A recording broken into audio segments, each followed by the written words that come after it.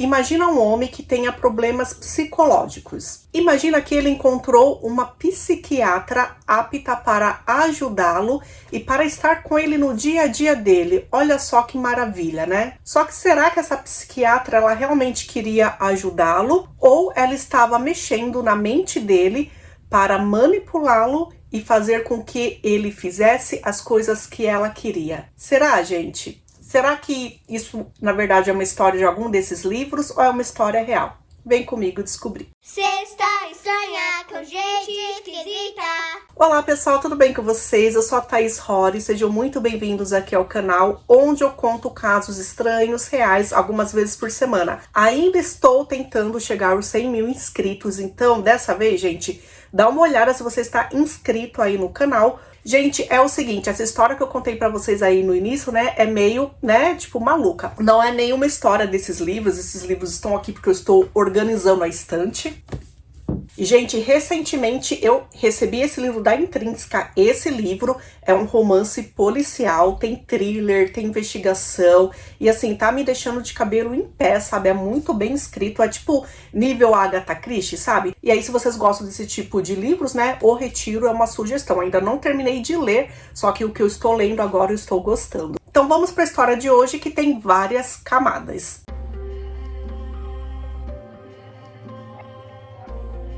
Jake Nolan nasceu em 1992 em Miami, nos Estados Unidos. A família dele era de uma família assim de boa condição de vida e ele era o terceiro filho e o caçula, né, de Debbie Nolan e Jim Nolan. O pai dizia que ter Jake como filho era um deleite. Ele era uma criança encantadora, inteligente, talentoso e amava inventar coisas. Só que ele tinha alguns problemas também. Aos 5 anos de idade, ele foi diagnosticado com TDAH, que é transtorno de déficit de atenção e hiperatividade. E o pai realmente percebeu que algumas coisas eram diferentes no Jake, né? Diferentes das outras crianças e dos outros filhos dele. Quando ele chegou aos 14, 15 anos, ele teve uma mudança muito brusca no humor dele. O humor dele variava demais. Ora ele estava muito feliz, ora ele estava muito triste. Mesmo assim, né, ele era um rapaz brilhante. E quando ele cursava o ensino médio, ele foi cofundador de um aplicativo de celular para o iPhone, onde ajudava ali as pessoas a estudarem. Foi algo que fez com que ele ficasse conhecido, aparecesse na mídia, né? Então ele recebeu ali os seus 15 minutos de fama. Depois disso, né, ele chegou ao ápice. Depois disso, ele caiu. Então os pais falaram que ele não saía da cama, eles não conseguiam fazer o filho sair da cama. Sabe quando você fica negociando? Ah, eu te dou isso para você sair, eu te dou aquilo, eu faço isso. Não tinha jeito. Ele nem levantava para comer, ele não ia mais para escola. Simplesmente era basicamente o fundo do poço. Aí sim, né, esses pais, eles eram pais preocupados e sempre estavam presentes, né, tanto que vocês viram que aos 5 anos de idade ele foi diagnosticado já com uma doença. E aos 17 anos de idade ele foi diagnosticado com depressão e ansiedade. Aos 17 anos ele resolveu fazer algo contra a vida dele, então ele pegou uma faca, foi pro quarto dele, os pais impediram e aí ele ficou internado um tempo em uma clínica psiquiátrica. Enquanto estava hospitalizado, ele também foi diagnosticado com transtorno bipolar. E aí justifica, né, a grande mudança de humor que ele tinha. Claro que de um menino brilhante, né, isso mexeu totalmente com o psicológico e com a mente dele. E ele começou a tomar vários medicamentos. Gente, ele chegou a tomar 30 medicamentos por dia.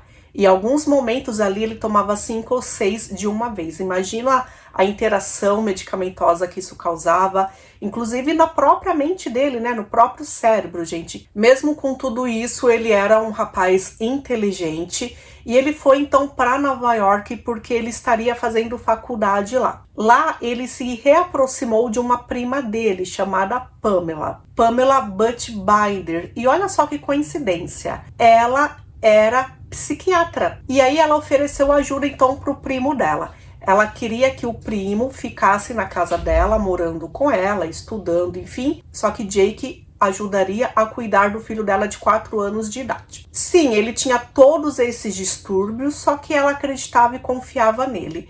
E também ela passaria a administrar os medicamentos, verificar se ele está tomando certinho, verificar horários, sabe? Essas coisas. Jake confiava totalmente em Pamela, confiava mesmo. E aquele ambiente familiar que ela deu para ele era algo assim surreal, era algo que ele queria, ele se sentia útil ali, né? Os pais, ao primeiro momento, também acharam que aquela foi a melhor escolha, né, pro Jake. Só que depois eles mudaram de ideia e aí eu já vou contar pra vocês. Então agora vamos falar da Pamela e do filhinho dela chamado Carlton. Bom, a psiquiatra Pamela namorava um psiquiatra também chamado Michael Weiss. O pessoal dizia que o relacionamento dos dois era um relacionamento tóxico desde o início. E conforme houve aí esse desenrolar do namoro, era um namoro sério, sabe? Nas festas das famílias, cada um comparecia, né? Então eles estavam realmente juntos como um casal. Teve inclusive uma festa do Jake que os dois foram vistos dançando e conversando. Só que aí o relacionamento dos dois, né, naquela forma de toxicidade, começou a ser também um relacionamento abusivo fisicamente. Então chegou ao ponto dela machucá-lo com um caco de vidro e ele ter ido ao hospital levar pontos por causa disso. Ele abriu um boletim de ocorrência contra ela. Mais tarde, ela também abriu um boletim de ocorrência contra ele, como se ele tivesse sido agressivo com ela, né? Como se Michael tivesse sido agressivo com Pamela. Só que assim, não houve nenhuma prova, nenhum machucado. E depois de um tempo, cada um resolveu então arquivar o processo e aí eles retiraram as queixas e tal. Só que nesse meio tempo, Pamela engravidou e o relacionamento acabou. Então, quando ela teve o bebê, o menininho, eles não estavam mais juntos. Continuavam as brigas. Por quê? Porque agora os dois estavam, cada um, lutando para terem a guarda total do filho, né? Eles acabavam dividindo a guarda, né? Porém, eles queriam a guarda total. E aí, a gente volta então para casa onde Jake está morando com a prima Pam e com o priminho Carlton. Ele tem 4 anos de idade, ele está sempre muito alegre. É possível ver imagens, gravações ali da família, né, dos 3 brincando, felizes. E assim, Jake está muito à vontade. Parece um relacionamento de uma família, só que não é bem um relacionamento de uma família, né? Logo que Carlton nasceu, Pamela sugeriu e ofereceu que Jake fosse padrinho do Carlton. Então, claro que ele tinha esse relacionamento a mais, esse sentimento a mais com o menino. E ele fazia todo o possível para a felicidade do menino. E aí, gente, olha só, essas imagens de família feliz e tal. Era realmente estranho você ver Jake tão à vontade assim com o filhinho dela, né? Jake dizia que normalmente de manhã, né, nesse horário cedinho, ela já estava com o filho e ela chamava Jake então para participar das brincadeiras. E onde era tudo isso que era gravado? Ele achava normal, ele achava que era um ciclo familiar que ele sempre quis, né? E para ele tava tudo bem, tava tudo normal, era tudo que ele queria e fazia ele feliz. Por outro lado, outros psicólogos e psiquiatras vendo essa cena, eles falaram que era totalmente assim louco, sabe? Você ver uma psiquiatra tendo essa relação com o paciente dela. Sim, eles eram família, então ela nem poderia ser psiquiatra dele, porém, como ela optou em ser, né, gente, cadê o profissionalismo aí? Então, sim, acreditam que ela já estava manipulando a cabeça dele para ele se sentir tão à vontade e fazendo tão parte da família que ele faria qualquer coisa que Pamela pedisse, contanto que fosse para o bem-estar do menino. Gente, era bem claro que os dois nunca tiveram nenhuma relação íntima ou romântica. Nunca, tá? Isso foi realmente esclarecido. Só que olha só, quando ele estava fora, quando ele precisava, sei lá, ficar ausente por algum motivo, ela enchia ele de mensagens no celular. E olha só o tipo de mensagem que era. Sinto muito sua falta. Você é simplesmente a pessoa mais divertida de se amar. Você é tão lindo, você é notável, você é brilhante. Tenho tantos pensamentos sobre você. E aí, gente, várias vezes ela escrevia pra ele chamando ele de querido, de amor, de docinho, sabe? Então, assim, né, não é normal. E aí Pamela começava a falar então mal do Dr. Michael para Jake. Ela dizia, por exemplo, que ele não pagava pensão alimentícia. Claro que assim, se ele parasse um pouquinho para pensar, ele poderia desconfiar disso, né? Por quê? Se ele tinha direito às visitas, se a guarda era compartilhada, ele tinha que pagar pensão alimentícia. Só que Jake não sabia disso, né? Ele tinha 20 anos, era inexperiente e não se preocupava com essas coisas e acreditava na prima. E aí a parte mais pesada veio quando ela disse que Michael abusava intimamente do Carlton. Aí Jake ficou com uma fúria absurda sobre aquilo e ele quis fazer alguma coisa. Então assim, nunca houve provas, nunca. Só que a palavra da prima bastava para ele. Então os dois começaram a conversar. Pamela sugeriu que o Dr. Michael deixasse de existir e ele topou. Eles começaram a combinar algumas coisas. Então, no dia 12 de novembro de 2012, Pamela montou uma mochila pro Jake, era uma mochila grande. Por quê? Porque tinha uma marreta bem grande lá dentro, tinha uma faca. E ela deu para ele também um mapa do prédio onde Michael tanto morava quanto atendia seus pacientes. Nesse mapa, ela fez lá a entrada, né, nos locais das portarias diferentes, dizendo qual seria mais fácil para ele entrar. E aí ele chegou lá, ele conversou com o porteiro, ele disse que ia num certo lugar, que era como se fosse ali uma creche. Ele deixou o nome dele verdadeiro, ele assinou o nome dele verdadeiro, porque na cabeça dele ele não estava fazendo nada para esconder, né? Ele ia fazer alguma coisa lá com o Dr. Michael e aí, sei lá, né? Eles nem pensaram no depois. Com esse mapa, passando ali pela segurança mais difícil, ele acabou chegando ao apartamento do Dr. Michael. Só que aí ele viu que o doutor estava atendendo, ele esperou, né, o paciente sair e aí ele entrou. Ele disse que ele estava precisando, né, que Pamela tinha pedido uns documentos financeiros sobre a escola, né, do Carlton. E aí no momento que Michael foi procurar esses documentos, Jake entrou no banheiro. Lá, quando ele entrou no banheiro, ele saiu com a marreta e com a faca. Então ele foi direto para bater no doutor, o doutor percebeu, acabou indo mais de lado e acabou recebendo então o golpe da marreta, que era uma grande marreta no ombro. E aí ele viu que Jake estava tentando tirar a faca e ele, esse doutor, né, de 1,90 m de altura, bem forte, ele foi pra cima, né? E aí os dois começaram lá a se machucar, um conseguiu golpear um e outro conseguiu golpear o outro. Até que os dois estavam caídos no chão, os vizinhos ali dos outros apartamentos viram, perceberam e começaram a ligar pra polícia, né? Eles imaginaram até que, de repente, Jake era paciente do psiquiatra do Michael e estava agredindo, então, o médico. E aí os policiais chegaram. Enquanto a ajuda estava chegando, Jake estava lá sentado, encostado na parede, ele resolveu tirar selfies com o celular dele. Tira selfie, sabe? Selfies, tal. Ele estava sangrando todo machucado. E aí ele mandou essas fotos então para Pamela, perguntando o que ele faria a seguir, né? Porque ela que tinha todos os planos, ele não sabia de nada. E aí ele mandou, né, as fotos com mensagens. E aí depois ele escreveu para ela: no hospital, por favor, venha. E ela demorou muito para responder e quando ela respondeu, ela só perguntou onde. E aí sabe-se que ela foi até o hospital, só que não permitiram que ela entrasse para vê-lo. Daí Jake começou a perceber que nunca houve um plano depois. Tipo, o que vai acontecer depois que Michael, né, enfim, tiver a história encerrada, né? Ela nunca chegou a falar para ele. Michael sofreu vários cortes na parte superior do tronco, nas pernas. Ele recebeu os pontos e foi liberado do hospital no mesmo dia. Jake ficou mais machucado, ele chegou a ficar 4 dias no hospital. Assim que ele recebeu alta do hospital, ele foi preso por tentativa de tirar a vida de alguém. Lá diante do juiz, o juiz deu um valor de uma fiança, né, para ele pagar. Se ele pagasse, ele ficaria solto, né, até o momento do dia do julgamento. E como a família era de posses, a família pagou $200 mil. Se a gente for converter em hoje, vai dar mais ou menos ali R$100 mil. Então ele saiu de Nova York e voltou com os pais para morar em Miami com os pais. Tudo foi autorizado pelo juiz. E se eu falar para vocês que Pamela nunca foi indiciada sobre esse caso? Pois é, ela não foi. O que acontece?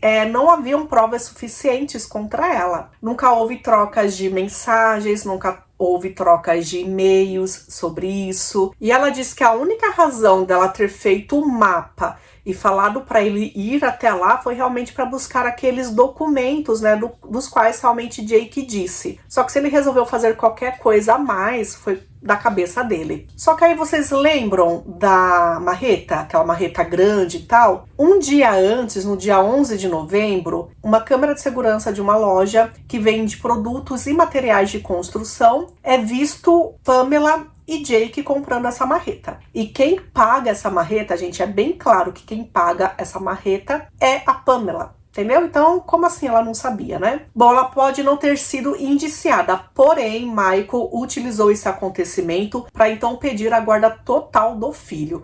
O juiz avaliou, ele verificou tudo ali o que aconteceu, ele acreditou que sim, que Jake fez isso influenciado pela Pamela.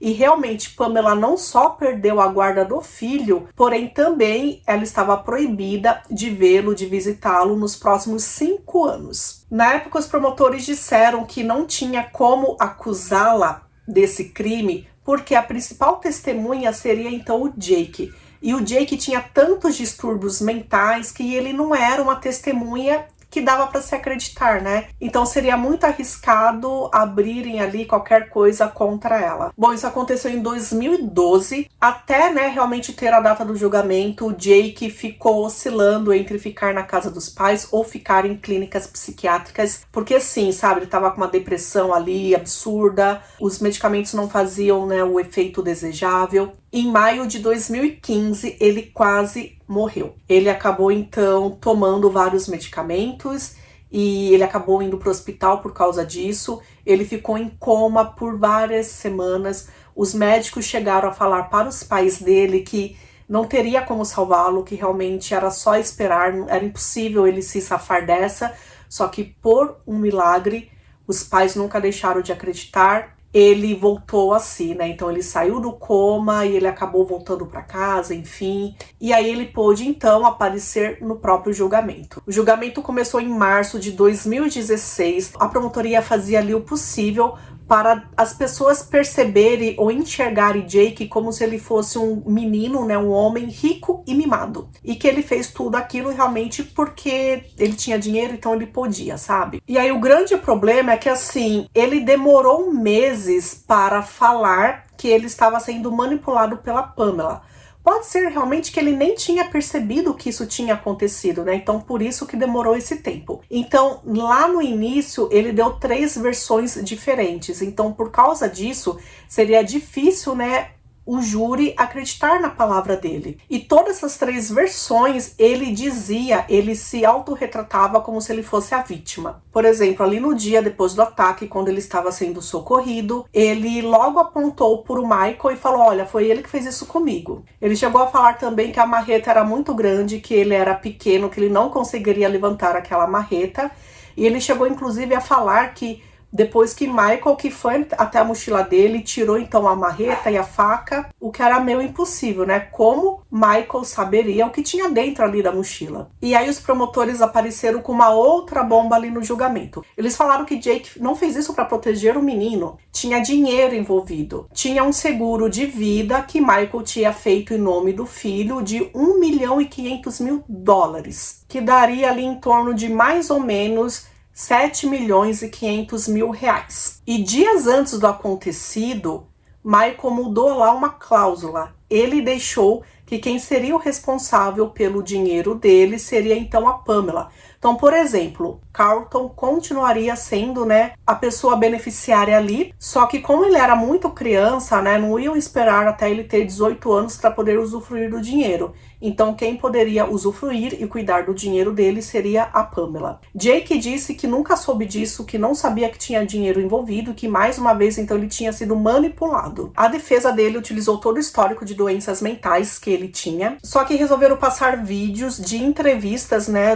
por exemplo, dos psiquiatras, depois que Jake foi preso, com o Jake, porque lá na loja, além da marreta, eles compraram braçadeiras, né? Ela queria que ele amarrasse Michael e o machucasse, né, antes dele perder a vida. E ele disse que não faria, que na verdade, assim, não disse isso pra Pamela, só que ele disse pro doutor que nunca faria isso, porque tirar a vida, tudo bem, ele faria isso, porém, machucar daquela forma, não, era errado, era contra os valores dele, né? Mais ou menos isso. Isso provou o quê? Que ele sabia o limite do certo e do errado.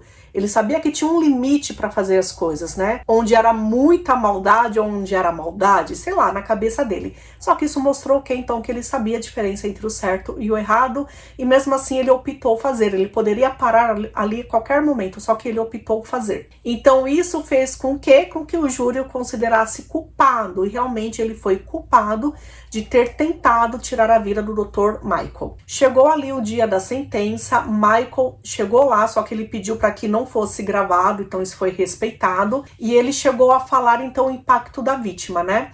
Ele disse várias coisas, como que hoje ele não consegue andar calmamente, como se ele sempre espera que ele vai ser atacado, ele espera um momento que um dia ele vai chegar a explicar pro filho, né, o que o primo dele, que a mãe dele tentaram fazer com o pai do menino, né, então isso é algo também muito difícil. Jake poderia chegar com a pena de 5 até 25 anos de prisão, dependeria ali do juiz, né? E foi muito importante o Michael ter ido, gente, porque o Michael teve, de certa forma, clemência, né? Ele entendeu que tudo aquilo aconteceu porque Jake foi manipulado. Ele chegou a conhecer, né, Jake antes disso, né? Eles tinham um convívio de família, então olha só o que ele disse para o juiz naquele momento. Não tenho nenhum desejo pessoal de punir Jake. Eu entendo que uma longa sentença de prisão não vai desfazer o que aconteceu ou restaurar a sensação de segurança que sempre foi tirada de mim. Então ele termina pedindo que o juiz tenha misericórdia de Jake. Ele acredita realmente que Pamela é a parte mais culpada. Outra coisa também que a defesa acredita, né, realmente que Jake tenha sido considerado culpado, é porque assim, o júri, né, os jurados, eles não têm contato, eles não sabem realmente ao todo o que está acontecendo, né? Eles sabem o que é mostrado para eles ali naquela situação para realmente eles optarem se a pessoa é inocente ou é culpada.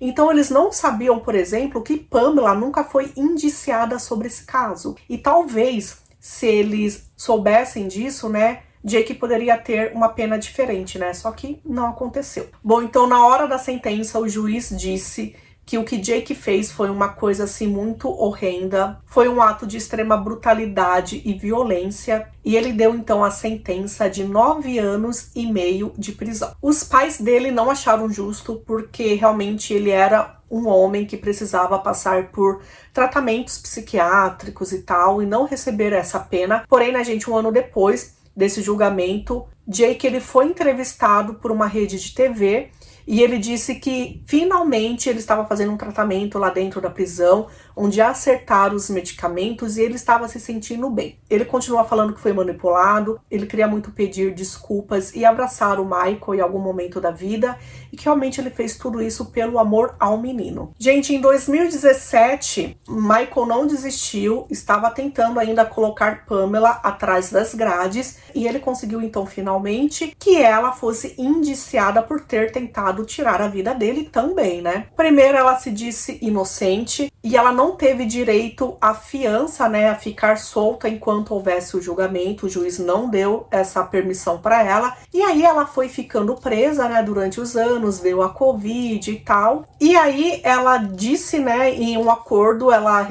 resolveu se considerar culpada e ela receberia a pena, então, de 11 anos de prisão. Só que no dia que ela seria sentenciada, né, oficialmente, ela resolveu falar que não, que naquele dia ela não tomou os medicamentos, e aí ela resolveu dizer que ela era culpada, só que na verdade ela não era, ela era inocente. Porém, o juiz, ele não aceitou que ela voltasse atrás. Então ele falou, não, você já se considerou culpada, hoje eu lerei a sua sentença. E aí sim, ela está presa, e ela ficará presa durante 11 anos.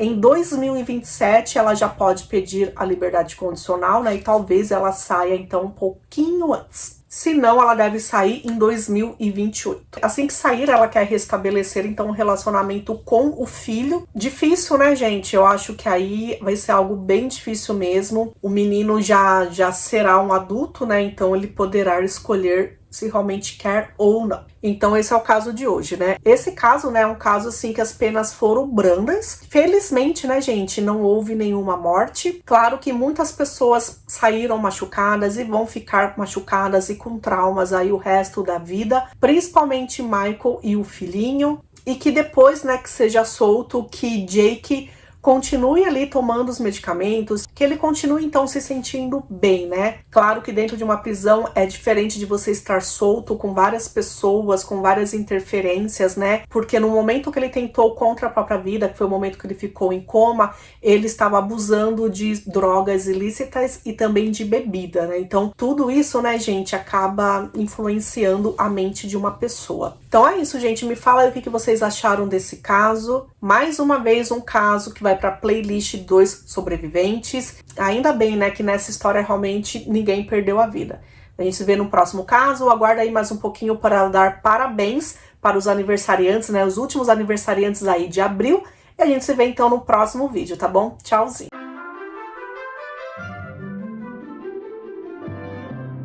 E vamos aos aniversariantes da semana. Possivelmente esses serão os últimos aniversariantes de abril. Então, se você fez aniversário no mês de abril, parabéns, que você tenha aí um novo ciclo maravilhoso. Então, primeiros aniversários atrasados. Dia 11 foi aniversário da Sandra Costa, dia 12 aniversário da Mari Leal e dia 14 da Sirlena Brito. Parabéns. Dia 15 foi aniversário da Tita Cleide Pfeiffer e ontem, dia 22, da Jana e da Fernanda Carolina. Parabéns. Hoje, dia 23 de abril, o aniversário da Regiana Laura de Souza. Amanhã, dia 24 de abril, o parabéns é para Leila Barcelos Lima. E dia 26 de abril, nós temos vários aniversariantes. Parabéns para Débora Winchester e para Débora Ramos. Também aniversário da Cirlei Vieira e do Maxander, o Max, que é o marido da Luana Carvalho, fazendo 28 aninhos. Parabéns. Dia 27, aniversário da Alexandra Barreto de Souza, Valéria Carvalho, Ruth Menezes e a Graziele de Recife, que está fazendo 27 anos, que fará 27 anos. Sexta-feira, sextou com o aniversário da Malu Camargo e da Júlia Emanuela, que é filha da Anne Carla. Sábado, parabéns é para Poliana da Silva Rodrigues, 42 anos da Eliana Teles, parabéns. E 67 aninhos da Vera Dayan. E no último dia do mês, o parabéns vai para duas pessoas, Mariana Arachida e Betânia Formizani. Parabéns, pessoal, que o próximo ano aí de vocês, né, com essa nova idade,